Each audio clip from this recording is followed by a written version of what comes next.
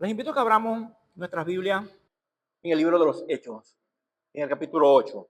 Capítulo 8 vamos a leer desde el versículo 14 hasta el versículo 17. Les recuerdo que por aquí íbamos hace ya mucho tiempo, antes que estuviéramos enseñando una parte de Primera de Samuel y después hicimos una serie del libro de los Efesios, creo que fue. Pues vamos a continuar entonces en este pasaje en el que veníamos teniendo una secuencia. Dice así: cuando los apóstoles que estaban en Jerusalén oyeron que Samaria había recibido la palabra de Dios, les enviaron a Pedro y a Juan, quienes descendieron y oraron por ellos para que recibieran el Espíritu Santo, porque aún no había descendido sobre ninguno de ellos, sino que solamente habían sido bautizados en el nombre del Señor Jesús. Entonces les impusieron las manos y recibieron el Espíritu Santo. Como ya les dije, dejamos el libro de los Hechos hace algún tiempo. Es justo recordar el contexto donde se desarrollan estos versículos que vamos a estar compartiendo esta mañana. Y debemos recordar que a partir de la muerte de Esteban, que vemos en el capítulo 8, se va a desatar una gran persecución encabezada por Saulo de Tarso. Y el versículo 8, el versículo 3 del capítulo 8 dice, si retroceden un poquito donde estamos haciendo la lectura, vamos a llevar la secuencia para que vayamos teniendo comprensión de dónde estamos. Dice que Saulo asolaba a la iglesia. Y por esa persecución, los que habían creído en Jerusalén fueron esparcidos por toda la tierra de Judea y de Samaria, salvo los apóstoles, que ellos permanecieron en Jerusalén. Y cuando vemos esta persecución y vemos a todos esos nuevos creyentes que son esparcidos, vemos que Dios puede usar, o sea, todas las circunstancias que nosotros pudiéramos ni siquiera imaginar para Él cumplir sus propósitos eternos como Él ha establecido. De modo que en medio de todas las circunstancias que puedan estar sucediendo a nuestro alrededor, podemos ver que Dios está haciendo sus propósitos y su voluntad, aunque nosotros ni lo imaginemos, pero Dios siempre está haciendo todas las cosas. Entonces, de esta forma en la que Dios permite la persecución de los primeros creyentes, y Dios está permitiendo esa persecución que ahí está ocurriendo. Y cuando vemos esa persecución, eso se parece a las semillas, lo que va a pasar, se parece a las semillas que son esparcidas, bien por el viento, bien por las aves, para que de esas semillas salgan nuevos plantíos. Así Dios lo estaba haciendo. Y yo me recuerdo en una ocasión cuando el árbol de nin se empezó a hacer famoso y todo el mundo quería tener un nin porque el nin crecía muy rápido y daba mucha sombra.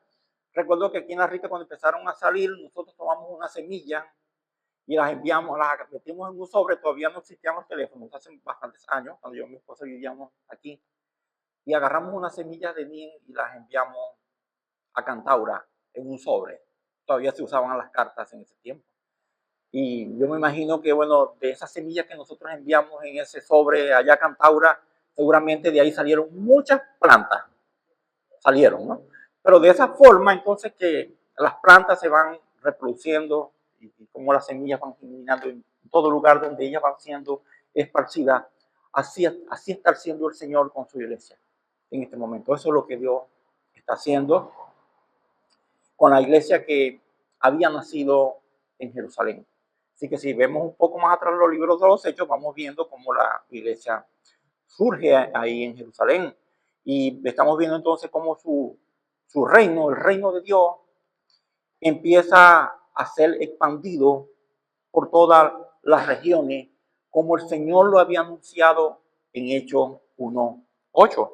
En Hechos 1:8, el Señor dice: pero recibiréis poder cuando haya venido sobre vosotros el Espíritu Santo, y me seréis testigos en Jerusalén y en toda Judea y Samaria y hasta lo último de la tierra. Había dicho el Señor un poco antes de su ascensión al cielo. Y eso que habían sido esparcidos por esas regiones, iban por todas partes predicando el Evangelio de Jesucristo. Hasta el día de hoy, todos los creyentes debemos entonces ser como esa semilla. Todos los creyentes debemos ser como esa semilla del Evangelio a donde quiera que vayamos. Porque donde quiera que nosotros vayamos, debemos ser como esa semilla para ser nuevos plantíos del Señor, porque ese es el mandamiento que Dios nos ha dado a todos los que hemos creído. Y esa es la forma en cómo su reino se va expandiendo a cada lugar. Y por eso la oración que el Señor nos manda hacer en Mateo 6, cuando oramos, le decimos al Señor: Señor, venga tu reino, venga tu reino. Y cada vez que nosotros le pedimos al Señor que venga su reino, estamos pidiendo también que su reino, que su evangelio sea proclamado en todas las naciones. Y que en todos los lugares, y yo esta mañana, cuando en mi tiempo de oración, lloraba con ruego, pidiéndole al Señor que el evangelio pueda ser predicado en cada lugar recóndito de nuestra geografía y del mundo. Porque de verdad que estamos urgidos de que la gente pueda conocer al Señor, de manera que el reino de Dios se implante primeramente en los corazones de los hombres, porque ese es el primer lugar donde el reino de Dios llega. Cuando Jesucristo está gobernando los corazones de los hombres, su reino ha llegado a su vida. Y así el reino de Dios se va entonces expandiendo. El versículo 5 de ese capítulo 8 dice que Felipe fue a Samaria y les predicaba a Cristo. Les predicaba a Cristo, dice. Y predicar a Cristo es proclamar a Jesucristo. Proclamar que Jesucristo sufrió y murió en una cruz como pago por los pecados de los que habrían de creer en su nombre, a los que se arrepientan y crean en el Evangelio. Esto es proclamar a Jesucristo. Y cuando hablamos de evangelizar, de proclamar a Cristo, eso es lo que tenemos que decirle a las personas: que Jesucristo murió por sus pecados y que es necesario que ellos se arrepientan y que crean en Él, para que puedan alcanzar salvación por medio de su sacrificio de la cruz. Entonces, aquí, en esta parte, tenemos que recordar que los judíos y los samaritanos no se podían ver los unos a los otros. Para los judíos, los samaritanos eran seres despreciables y los samaritanos odiaban también a los judíos. Ese era el contexto en el que esos pueblos vecinos vivían. Y podemos, si vamos un poco más atrás a la escritura, si pudiéramos verlo todo, luego de la división de Israel, en el reinado de Jeroboam, Israel se dividió en dos reinos: el reino del sur y el reino del norte. En el reino del norte quedó lo que es la región de Samaria. Y los asirios entonces tomaron esa región, la ocuparon y la repoblaron con personas extranjeras que no eran judíos. Y como consecuencia de ese repoblamiento de otros pueblos que no eran judíos, de ahí se hizo un mestizaje. Entonces de ahí salieron los samaritanos. Como consecuencia de ese mestizaje, entonces ellos fueron rechazados por los judíos hasta el punto de odiarlos. y no querer ni siquiera tener ningún contacto con ellos. Y un ejemplo de esa separación o división que existía entre los judíos y samaritanos se narra en Juan 4:9. Ahí lo podemos ver que el Señor iba hacia Jerusalén, Juan 4:9. Y si lo vemos un poco más atrás, que no lo vamos a hacer, podemos ver que Jesucristo en ese lugar se consiguió con una mujer samaritana. Y dice el 9, y la mujer samaritana le dijo, ¿cómo tú siendo judío me pides a mí de beber, que soy mujer samaritana? Porque los judíos no se tratan con los samaritanos, le dice la mujer a Jesucristo. Así que los judíos y los samaritanos no se trataban. Pero vemos en el versículo 12 de ese capítulo 8 que se nos dice que con la predicación de Felipe en Samaria, muchos samaritanos creyeron y se bautizaron. Dice el versículo 12 del capítulo 8. Es decir, que entonces los cristianos judíos de Jerusalén, fueron a los samaritanos llevándoles el mensaje de salvación. Eso era lo que ahí estaba pasando. Y uno de esos que había sido expulsado o perseguido en Jerusalén era Felipe.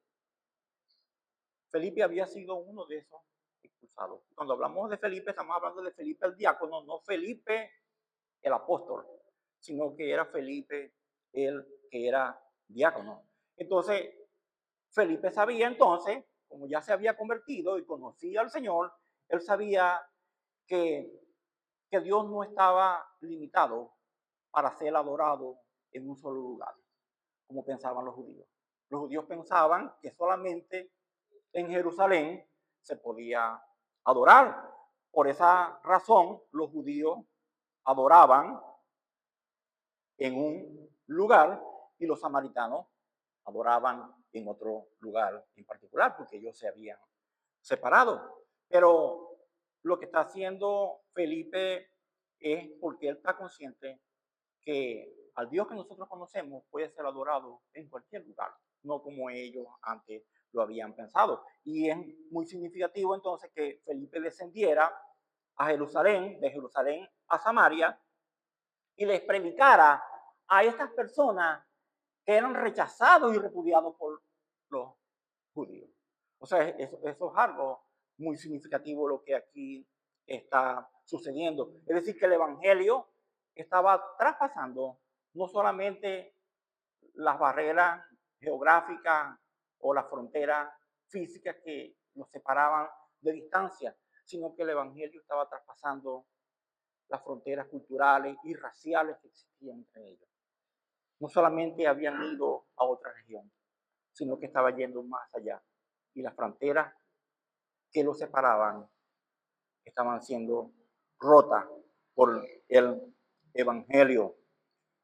Toda la cultura que los separaba, el racismo y el odio que los judíos tenían por los gentiles se había terminado por el Evangelio. Y cuando alguien se convierte al Evangelio, cuando alguien conoce a Cristo, ya no puede tener rechazo por ninguna persona. Un cristiano no puede tener rechazo por ninguna persona, por nadie. No importa de quién se trate. No importa de quién se trate. Ya no importa los colores, ya no importa las nacionalidades ni las condiciones sociales que las personas puedan tener. Los creyentes no podemos tener rechazo por nadie. Y esto quiere decir entonces que los samaritanos y los gentiles en general estamos siendo incluidos en el reino de Dios. Cosa contraria a la concepción que tenían los judíos y que todavía siguen teniendo. Pero esto que está pasando aquí está revelando que en el reino de Dios estaban siendo incluidos todos los que creyeran en el nombre de Jesucristo. Para nosotros los creyentes, entonces, no puede haber rechazo por ningún tipo de persona. No puede haber rechazo por ningún tipo de persona. Sea lo que sea, no puede haber gente que nos caiga mal. Porque ciertamente nosotros somos pecadores todos. Y nosotros tenemos inclinaciones a hacer lo que es malo. La inclinación de nuestro corazón es hacer lo que es malo. Y a tener rechazo por determinadas personas que no son como nosotros, que no hacen lo que nosotros pensamos, que no son creyentes. Nosotros, como creyentes, esas cosas nos pueden pasar. Porque nosotros estamos creyendo que porque el Señor a nosotros nos ha alcanzado y que nos sentimos privilegiados de las cosas que hemos entendido, podemos soler llenarnos de orgullo y considerar a las personas como rechazadas de Dios, y nosotros no podemos verlos de esa manera. Porque ese era el comportamiento que los judíos tenían. Pero un creyente no puede entonces dejar que una persona le esté cayendo mal. Y recordamos las batallas que nosotros tenemos que librar como creyentes. Porque hemos estado enseñando sobre esos pasajes de Efesios y sabemos que nuestras luchas son contra huestes de maldad, son contra Satanás mismo, y que forman parte de las batallas que nosotros tenemos que librar, y las libramos con la fuerza y la fortaleza que Dios nos da para librar con todas esas luchas. Entonces, no puede haber gente a la que nosotros despreciemos, y entonces debemos estar en condiciones de poder predicarles el Evangelio a cualquier persona, sin ninguna discriminación de ningún tipo. Los creyentes tenemos que ser así y aprender a hacerlo.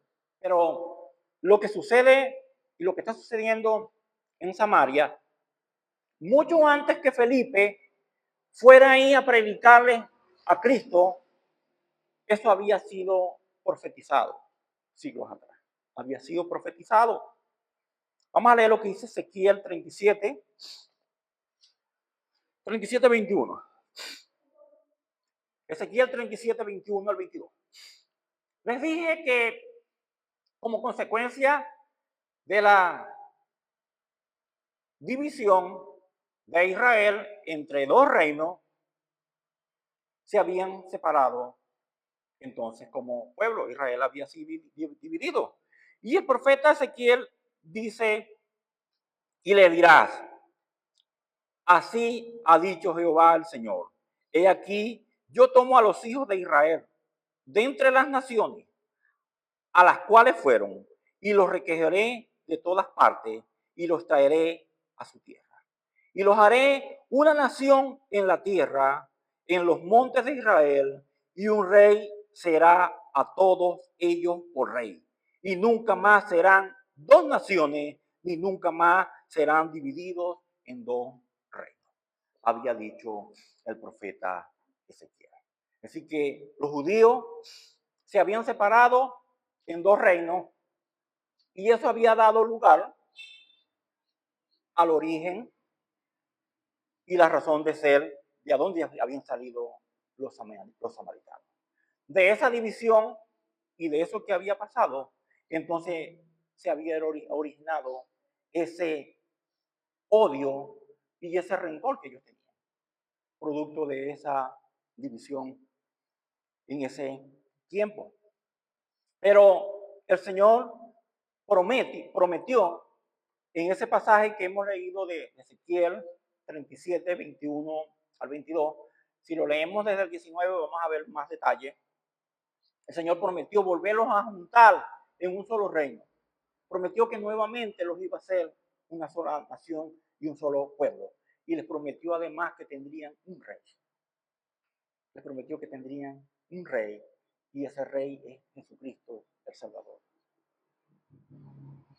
Y que vemos entonces que en ese contexto de la evangelización de Samaria, y de la conversión de los samaritanos, ahí se estaba cumpliendo esa profecía. Porque de esa división que ellos tenían, entonces ahora Dios estaba haciendo un nuevo pueblo, un único pueblo, con un solo rey que es nuestro Señor y Salvador Jesucristo. Y el odio y el rencor, sabemos que son cosas terribles y nosotros muchas veces las eludimos. Parece que fueran cosas como que... Pero el odio y el rencor es una cosa terrible entre los hombres. El odio y el rencor separa a los hombres. El odio y el rencor separa a la familia. Separa a la familia. El odio y el rencor separa a las sociedades y separa a las naciones. Eso hace el odio y el rencor. Y tenemos tantos ejemplos para referir a eso, y cuando nosotros vemos estos conflictos en el Medio Oriente, el odio y el rencor los mantiene separados en una guerra que no cesa. Pero nosotros a pequeña escala, cuando tenemos odio y rencor, también estamos en una continua lucha, bien sea con nuestros familiares, con nuestros vecinos, con nuestros congéneres, con cualquier persona. Aunque no se parezcan a esas batallas, donde hay muchos muertos, igualitico tenemos una guerra con otra persona, como consecuencia del odio y del rencor. Porque el odio produce entonces esas cosas. Y nosotros vivimos en un mundo donde los corazones están enfermos. Los corazones de los hombres están enfermos de odio, de rencor, de toda maldad. Esa es la condición en la que están entonces sumidos los hombres. Pero Dios puede juntarlos y Dios puede reconciliarlos nuevamente, a pesar de esa condición. Y lo hace por medio del amor manifestado en la cruz del Calvario. Mediante ese amor que es derramado en la cruz del Calvario, los hombres, Dios puede reconciliar a los hombres. Porque Jesucristo, cuando muere en la cruz por nuestros pecados, entonces nosotros somos libertados del pecado. Somos libertados del poder del pecado. O sea que Dios puede entonces reconciliar a los hombres por medio del sacrificio de Jesucristo. En la cruz del Calvario fueron vencidas todas las enemistades que el hombre tenía con Dios y que el hombre tenía también con los otros hombres. En esa cruz fueron vencidas todas las enemistades del hombre.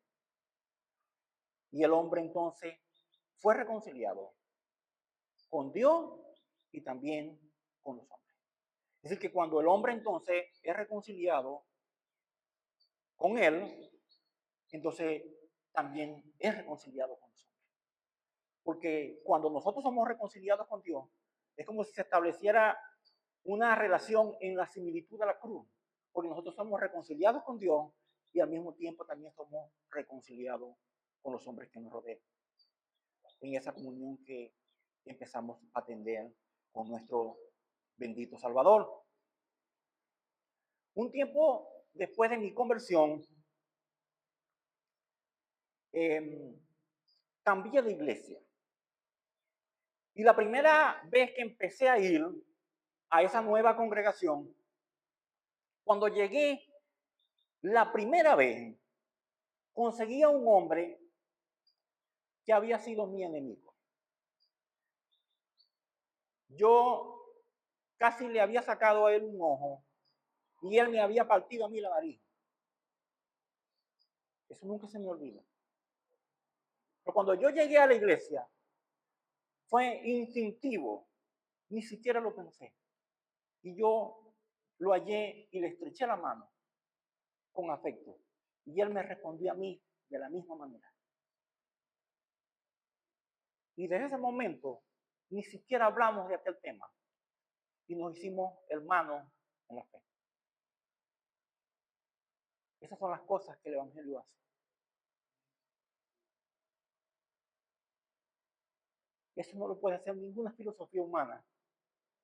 Eso no lo puede producir ningún consejo que los hombres den sobre tratar de ser bueno. Eso lo hace el poder del Evangelio, que puede reconciliar a los hombres.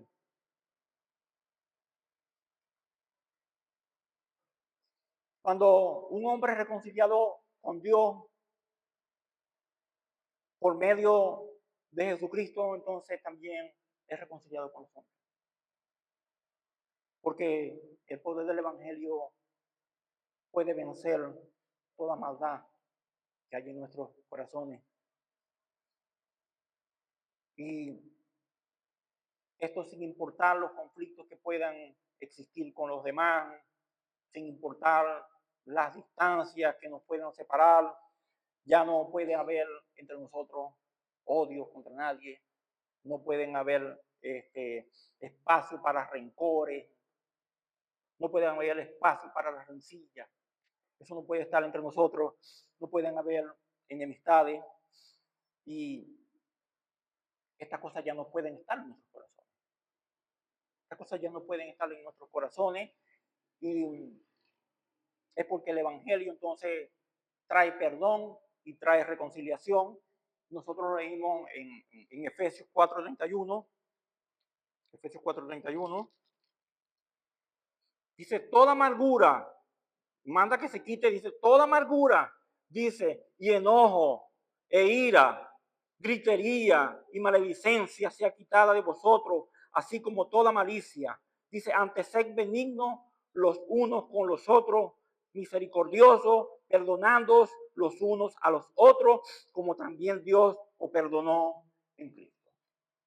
Entonces esto pone de relieve que los samaritanos ya no estaban excluidos de las buenas nuevas que el Evangelio traía y que ese mensaje es un mensaje universal, es para todas las naciones. Eso está poniendo de relieve esa verdad. Y eso nos hace ver también, por supuesto, lo urgido que está este mundo de este mensaje. Tenemos que estar conscientes del urgido que está esta humanidad de este mensaje que trae reconciliación, perdón, que restaura las relaciones entre los hombres, que restaura el amor, la fraternidad, la unidad entre los hombres. En la medida que vemos esta humanidad separada de Dios, llena de odio, de violencia y maldad, le invito a que clamemos al Señor para que la luz del Evangelio llegue a cada rincón de nuestro mundo. Eso tiene que ser una constante oración. Y al final de la enseñanza vamos a compartir una noticia sobre un proyecto de evangelización que vamos a estar haciendo con el favor del Señor en la comunidad. Entonces vamos a leer el versículo 14 al 17 para que nuevamente nos acordemos. Pero era importante todo este contexto para que podamos comprender lo que sigue.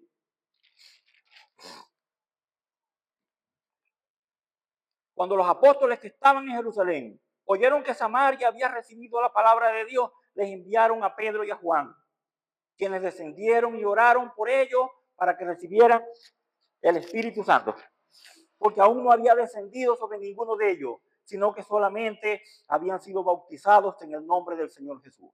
Entonces les impusieron las manos y recibieron el Espíritu Santo. Así que cuando los apóstoles que estaban en Jerusalén supieron que el Evangelio había llegado a Samaria, le enviaron a Pedro y a Juan. Para los apóstoles, que el Evangelio hubiera llegado a Samaria fue algo sorpresivo, porque ya conocemos las razones que los separaban a ellos desde siglos. Y entonces van a confirmarlo y por supuesto darle la bienvenida a esos que habían creído en el Evangelio y que ahora formaban parte de la familia del Señor como miembros de la iglesia. Y llama la atención porque a uno de los que es enviado, a Juan, algún tiempo atrás había querido quemar a los samaritanos y reducirlos a ceniza. Es increíble lo que el Evangelio hace. Pero vamos a leer lo que dice Lucas 9. Lucas 9:52.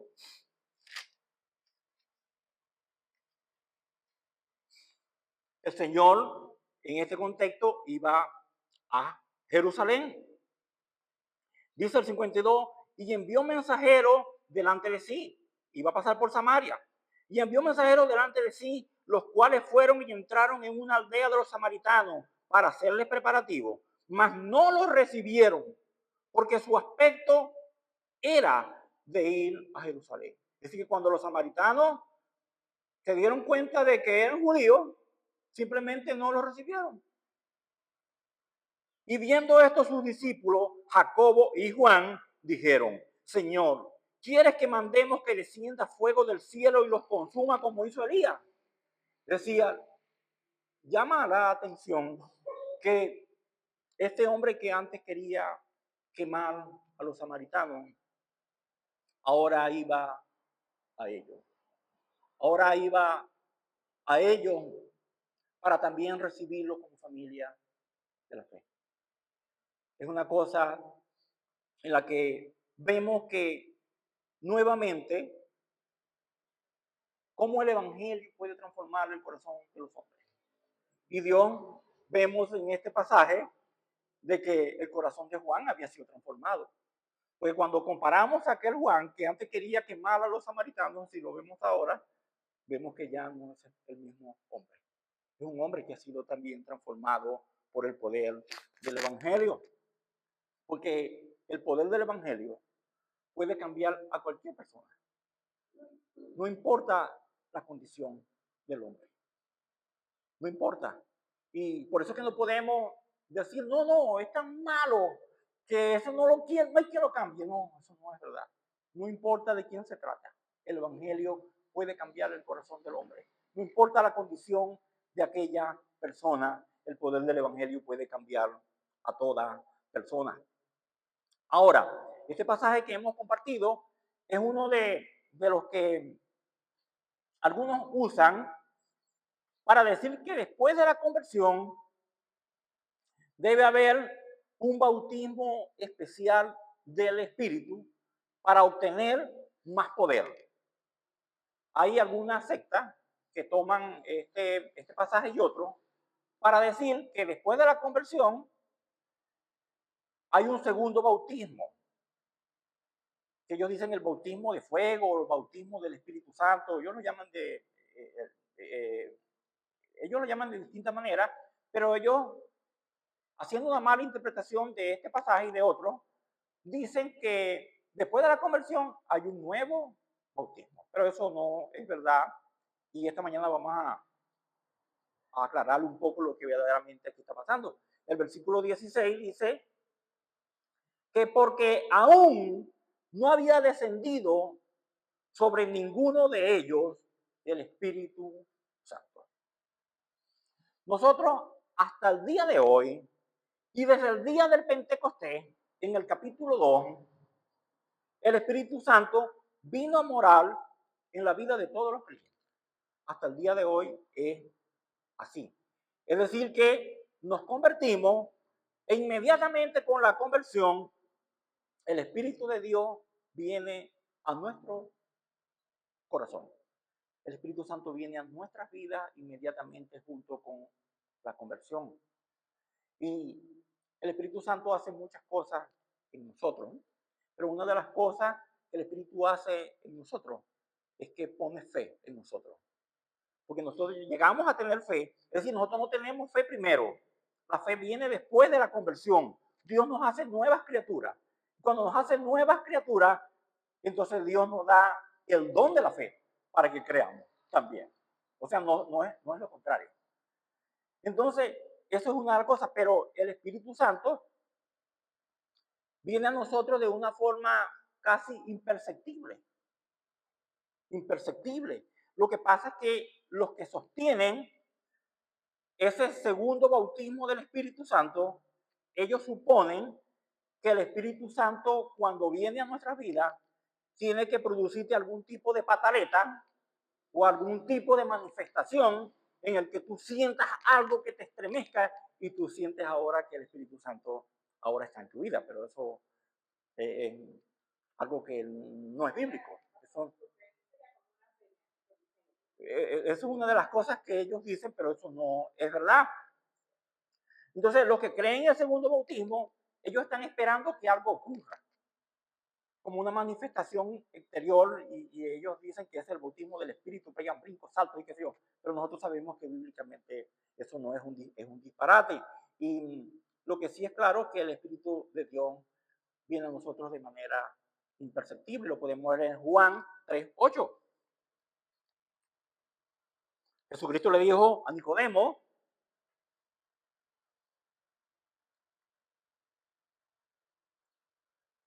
el viento sopla de donde quiere y oye su sonido, pero no saben de dónde viene ni a dónde va. Así es todo aquel que es nacido del Espíritu. De manera que es como el viento. Escuchamos su sonido y nadie sabe ni a dónde viene ni a dónde va. Así es el que es nacido del Espíritu. De esa manera. Pero esto que aquí está ocurriendo entonces es algo muy único, es inédito y es singular, que el Espíritu de Dios no hubiera venido sobre ellos. O sea que ellos creyeron, y dice esos pasajes, que fueron bautizados por Felipe, pero ellos fueron bautizados en agua, fueron bautizados en agua, pero el Espíritu Santo aún no estaba en ellos. Pero esto no es lo normal, eso no es lo normal, y ya yo le dije que es lo que es normal. O sea, Felipe los había bautizado en agua, en la misma semejanza que bautizaba a Juan el Bautista. Los bautizaba en el agua. Vamos a leer lo que dice Juan 1:33. Juan dice: y yo no lo conocía, mas el que me envió a bautizar con agua, aquel que dijo: sobre quien vieres descender el Espíritu y que reposa sobre él, este es el que bautiza con el Espíritu Santo. Así que cuando Juan bautizaba era solamente con agua, pero el bautismo del Espíritu Santo viene a través de Jesucristo, viene por medio de Jesucristo. Entonces, podemos preguntarnos, ¿pero por qué estaba pasando esto?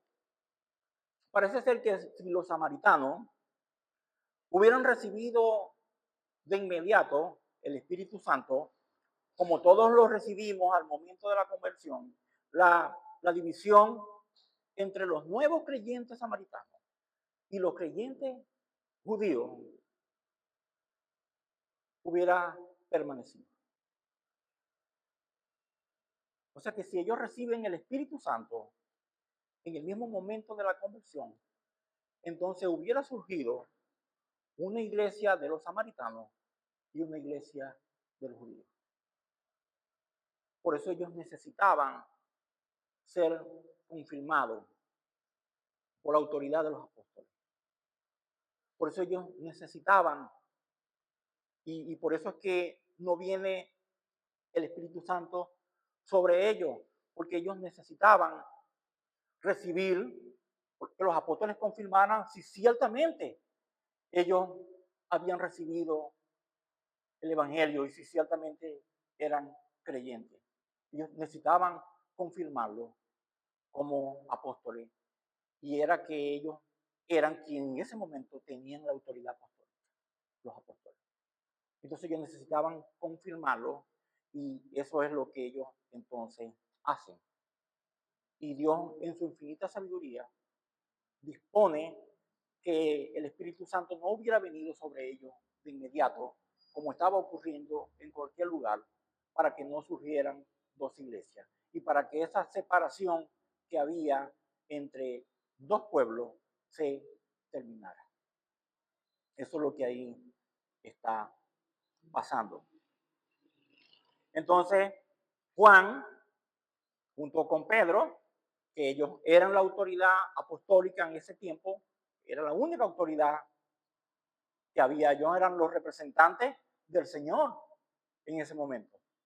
Entonces, ellos oraron por los samaritanos que habían creído y entonces en ese momento recibieron el Espíritu Santo. Es decir, que ellos necesitaban recibir esa impartición por parte de los apóstoles para que ellos entonces supieran que ellos formaban parte de un mismo pueblo de Dios. Eso es lo que ahí está pasando. Primera de Corintios 12:13. Porque por un solo espíritu somos todos bautizados en un solo cuerpo, sean judíos o griegos, sean siervos o libres, y a todos se nos dio a beber de un mismo espíritu. El evangelio entonces llegó a Samaria, la gente creyó y los creyentes judíos y samaritanos fueron reconciliados y sellados en el mismo espíritu y en la misma fe en nuestro Señor y en nuestro único Rey y Salvador Jesucristo. Judíos y samaritanos fueron reconciliados y constituidos en un mismo pueblo y bautizados por el mismo Espíritu de Dios. Y Efesios 4:5, ahí lo dice también. 4:3-5 dice: solícitos en guardar la unidad del Espíritu en el vínculo de la paz, un cuerpo y un espíritu, como fuisteis también llamados en una misma esperanza de vuestra vocación. Un Señor, una fe, un bautismo, un Dios y Padre de todos, quien es sobre todas las cosas y por todas las cosas y en todos vosotros. Así que todos los que creen en nuestro Señor y Salvador Jesucristo y se arrepienten del pecado, también ellos son reconciliados. Todo el que crea y se arrepienta de su pecado y crea en nuestro Señor y Salvador, también puede ser reconciliado. También es reconciliado y es bautizado en el mismo cuerpo y constituido como miembro de la familia de la fe. Entonces, así que entonces no importa la nacionalidad que las personas puedan tener, no importa la condición social, no importa la raza, los que creen en Jesucristo han sido constituidos como ciudadanos de los cielos. Todo el que de verdad cree en nuestro Señor es constituido ya no en una nacionalidad, sino que es constituido en ciudadano del cielo, como lo dice Filipenses 3:20.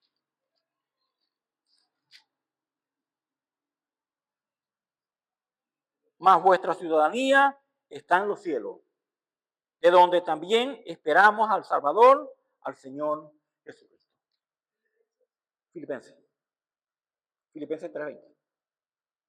Entonces, cuando se dice aquí que le impusieron las manos y recibieron el Espíritu Santo, eso de imponer las manos, eso no debe entenderse sino como un toque de aprobación, de respaldo, de afirmación, mientras oraban. Eso es lo único que eso significa. Eso no es como para pensar que ellos, cuando le estaban imponiendo las manos, le estaban transfiriendo algún tipo de poder o de fuerza. O sea, eso no lo podemos pensar. Ese toque, cuando le imponían las manos, eso no era sino algo de carácter simbólico, un respaldo de afirmación mientras oraban por ellos. Eso es solamente lo que significa.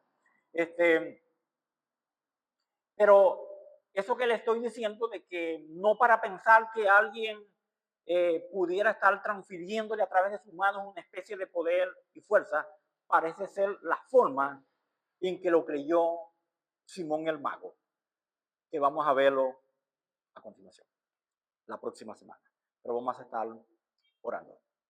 Entonces, para concluir, esto debe hacer que todos los creyentes entiendan que deben amarse en cualquier lugar, con cualquier creyente que sea de verdad creyente.